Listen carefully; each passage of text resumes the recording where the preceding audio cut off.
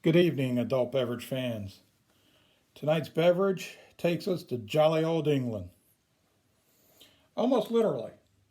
Tonight's episode was supposed to be filmed in Southampton, England, but thanks to the Chinese flu, that idea was nixed. Thanks to Chinese. Anyways, really wanted to be there. Got to give a quick shout out to those I was going to visit: John and Deb, Gabrielle, and Anne Marie. Anne Marie, you were going to be a late notice.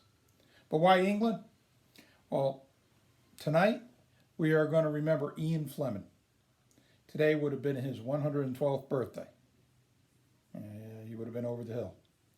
But Ian Fleming, as you all know, was a well-known war correspondent in World War II. But he's pretty much better known as a novelist. He penned the classic Chitty Chitty Bang Bang, if you remember that from your childhood. And it was made popular by Dick Van Dyke in 1968 in a movie. I think all the kids seen that one. And his other work that some of you may remember is that sophisticated, somewhat abrupt MI6 agent, Bond, James Bond. Yes, and I actually had the fortune to work with James Bond back in the early 90s. He was truly an international man of mystery, especially to the ladies. But to show you how diverse we were where I worked, we also had James Kirk working there. Now, there was a few days and a few nights and maybe even after choir practice at Hugo's, yeah, he wasn't exactly grounded on earth. But he met a young lady, changed everything. He was grounded ever since. Now, what does all that have to do with drink? Ian Fleming, James Bond. Well, the Bond series probably gave us the best catchphrase of any literature. Martini, shaken, not stirred. And yes, that's what we are doing this evening. We are doing the Vesper Martini, which was immortalized in the 1953 book Bond series Casino Royale. Now, in the book, the Vesper Martini was not named because it was an drink for the evenings. Vesper in Latin means evening. It was actually named after another character in Casino Royale, Vesper Lynd, who was an MI6 operative herself. Bond was forced to work with her, but quickly developed feelings for her, and turns out she was a Russian double agent. Damn Ruskies. Okay, some real quick Bond trivia. Who was the first person to portray Bond on the big screen, not on the TV or the radio? You guessed it, Bob Simmons. You remember the opening credits? How can you not? Staring down the barrel of a gun, Bond enters from left to right, stops center, pivots quickly towards the camera, and fires his weapon. And then red blood drips down over the screen. Awesome. That was a stunt man, Bob Simmons, who just happened to be in the right place at the right time. And they used his intro for at least the first 4 or 5 movies. Also, down below, let me know who your favorite Bond is. Sean Connery, Roger Moore, or one of the other ones who played him. Okay? So, let's get on with the drink. Now, as I said before, shaken, not stirred. So we're going to test which one is actually better. Okay, I've already prepared the stirred one. I'm going to do the shaken, prepare it for you now, giving out the recipe from that book. And if there's differences, I'll let you know as I go. So let's get started, okay? Okay, now first thing I'm going to do, the recipe calls for is 3 measures of Gordon gin. Now, I couldn't find any Gordon gin, believe it or not. But at that time, Gordon gin was distilled to 94 proof. So, if you find gin 94 proof, go ahead and use that. I'm using Beefeaters tonight. And what is a measure? A measure is 0.25 milliliters, which is just under an ounce. And it can range from 0.25 to 0.35, so I'm just using a straight ounce right now. Now, the next ingredient is 1 measure of vodka.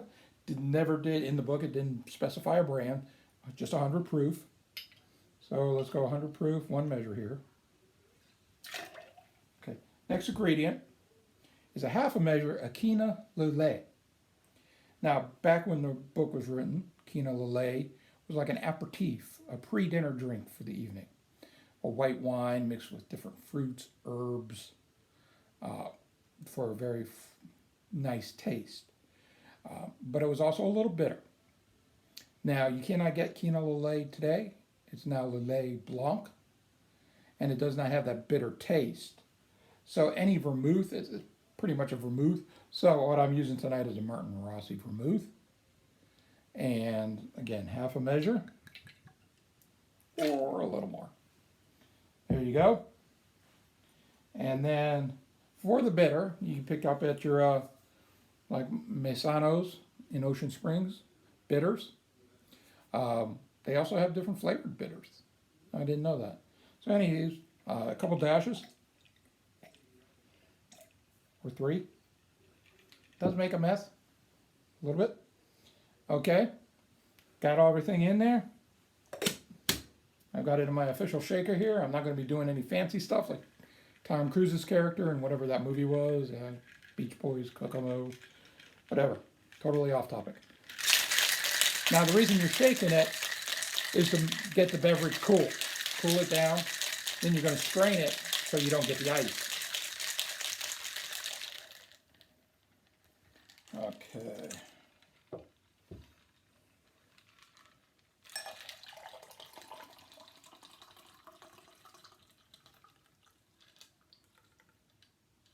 Okay. And the ice is safely stored inside. Okay, let's go ahead and try it. I'm going to try the stirred first.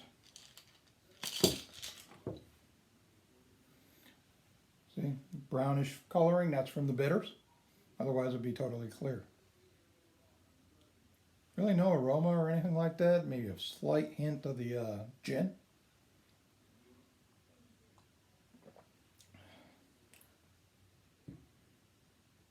It's very good, but you can pick up all 3, the gin, the vodka, the vermouth, distinct flavoring, and a little bit of the bitter taste. You can note some of that. All right, so I'm going to go to shaking now, but as you know, whenever I do dual taste like this, I'm going to cleanse my palate real quick. I don't like to eat on screen, so let me step off real quick. Look at my whale back there.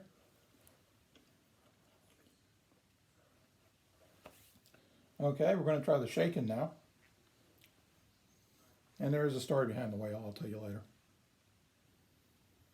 Okay, again, no aroma to really knock you out. A little bit of the gin, but that's about it.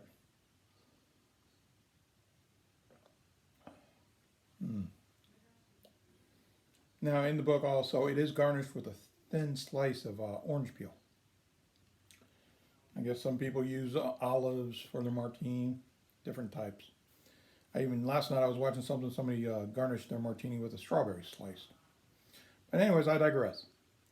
Okay, on this, the shaken, it is much better. All the flavors, all the beverages are melded together.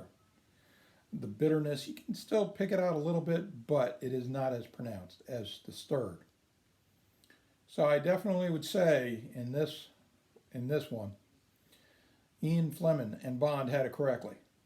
Shaken, not stirred.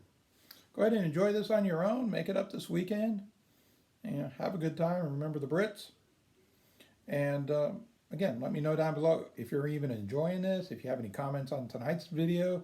If you've seen something out of the ordinary. Let me know. Who's your favorite Bond? Okay, I am going to enjoy the rest of both of them. So, have a nice evening.